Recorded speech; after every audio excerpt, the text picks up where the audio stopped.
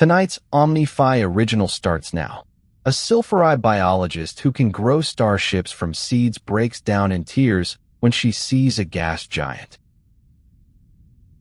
Space has a way of humbling even the most brilliant minds.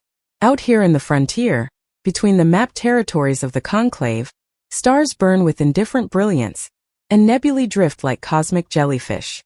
Captain Elias Vasquez's ship, the Stardust Drifter, cut through the void on its way to a mineral-rich asteroid field when something unusual happened. Lyra of the Tidespun Weave, exiled Sylphari biotech genius, creator of more wonders than most species ever dream of, stood frozen before the main viewport. Her iridescent wings, usually fluttering with restless curiosity, were now perfectly still. Her violet eyes, usually wide with fascination, had narrowed to slits. The gas giant before them wasn't Ethon, her homeworld, but something about the particular shade of violet in its swirling clouds had triggered something profound. "There," she whispered, her voice barely audible over the ship's hum. "That shade." Vasquez, the human captain with a lifetime of frontier wisdom, had seen many things during his travels. He'd negotiated with Vexcari elders who took minutes to finish a single sentence, shared meals with Kren warriors who could bench press a shuttle, and once spent 3 days explaining humor to an assembly hive mind. But Lyra's reaction was unlike anything he'd witnessed before.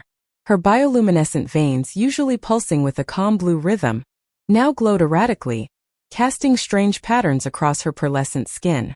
"Captain," she said, her voice trembling slightly. "The color gradient. It's 97.3 compatible with Ethon's primary atmospheric composition during twilight season."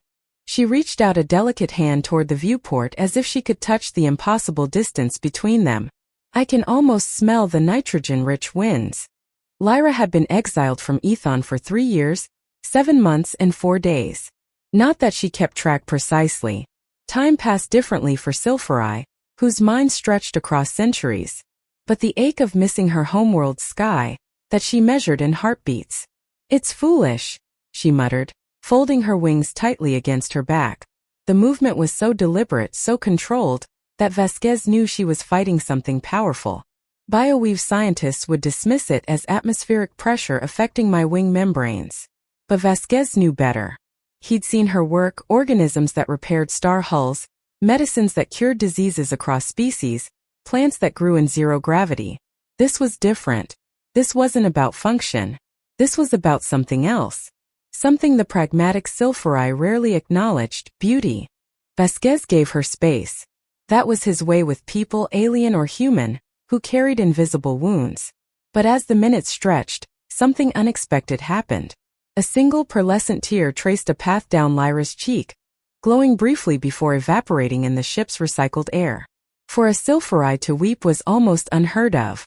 Their emotions were as carefully controlled as their biotech. "I apologize," she said, her voice suddenly hollow. "The hormonal cascade is inconvenient." Vasquez didn't offer platitudes. He'd learned early in their friendship that Lyra found comfort in honesty, not empty reassurances. "You missed the sky," he said simply. It wasn't a question. It was an observation. The kind of statement that made room for the truth. "More than that," Lyra admitted, the words seeming to physically cost her. "I miss the way the sky changes you." On Ethon, the atmospheric conditions could shift a Sylphari's wing patterns, causing them to display emotions they couldn't articulate. A blush of gold for joy, a flash of crimson for anger, swirls of indigo for contemplation. "Here," she gestured around the ship's metallic interior, "I am contained. Static." Her voice dropped to a near whisper. "The bioweave called my research into cross-species biotechnology dangerous. They said I was tampering with nature's elegant growth patterns." She turned to face Vasquez fully, and for the first time, he saw the depth of her exile. They were right. But they didn't understand why. "Why?" Vasquez asked, though he thought he already knew. "Because it was beautiful?" Lyra's lips curved into something that might have been a smile if it weren't so fragile. "Because it was alive." Her wings gave an experimental flutter, the damaged one moving with a slight hesitation. "On Ethon, when I studied the sky, it would respond. The clouds would shift, the light would change, and my own patterns would echo the dance. A conversation without words. She looked at her hands, at the way the light played across her skin. Here I am an island. The stars are just points of light. The nebulae are just gas. The bitterness in her voice was new, and Vasquez filed it away. Another piece of the complex puzzle that was Lyra. The ship's comm beeped, breaking the fragile moment. It was Dr. Yuki Tanaka, the human xenobiologist who had become Lyra's unlikely friend. Captain, we're approaching the asteroid field. Lyra, I've got some fascinating mineral samples I think you'll want to see. The crystalline formations here have some unique properties. Tanaka's voice, warm and enthusiastic as always, filled the cockpit. Lyra straightened, her composure returning like armor. Of course, Doctor. I was just appreciating the view. Vasquez caught her eye and gave the slightest nod, an acknowledgement of the moment they'd shared before the interruption. Lyra responded with a subtle dip of her wings, a gesture he'd learned meant, "Thank you." Tanaka met them in the cargo bay, her round glasses perched on her nose and a sampling kit already in hand. "Look at these," she exclaimed, holding up a crystalline formation that caught the light in rainbow patterns. Lyra's attention shifted instantly. This was her element.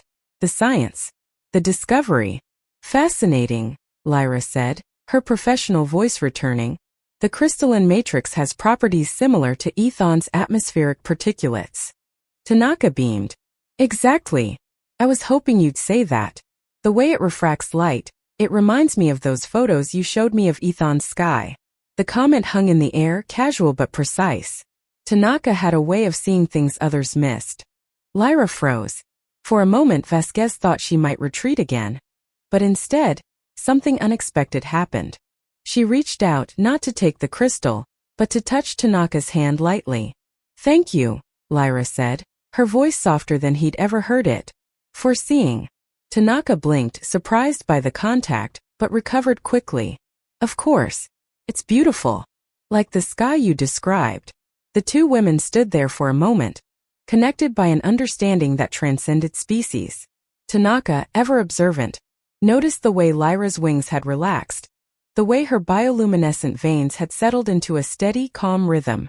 "You know," Tanaka said, her voice thoughtful, "my grandmother used to say that sometimes the most beautiful things are the ones you can't touch." Lyra's wings gave a slow, deliberate flutter.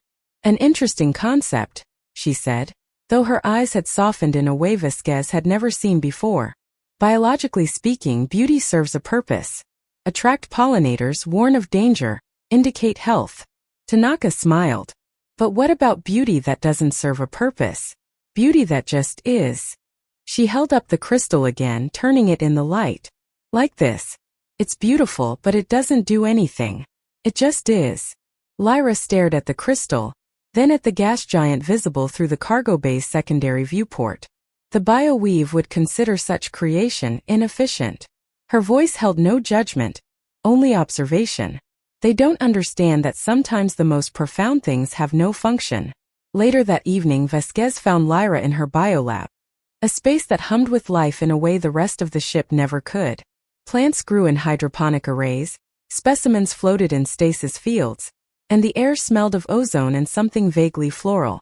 "Working?" he asked, though it was obvious.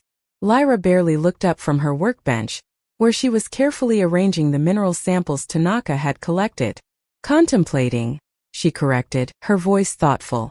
"I was considering the crystalline properties." Vasquez leaned against the doorframe, watching as she arranged the samples in a pattern that seemed random at first glance, but then revealed itself as a complex spiral. "Tanaka has that effect on people," he said lightly. "Makes you see things differently." "She asked me something today," Lyra said, her voice barely above a whisper.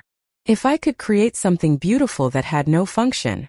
She looked up from her work, and Vasquez saw the change in her eyes. They weren't just curious, they were luminous with something else. Something like hope. "The bioweave taught me that every organism must serve a purpose. Every strand of DNA must encode a function." She held up one of the crystals, turning it in the light. "But what if I could create something that was just beautiful? Not to heal, not to grow, not to serve, but simply to be beautiful." The idea was revolutionary for a Sylphari, whose very existence was tied to purpose.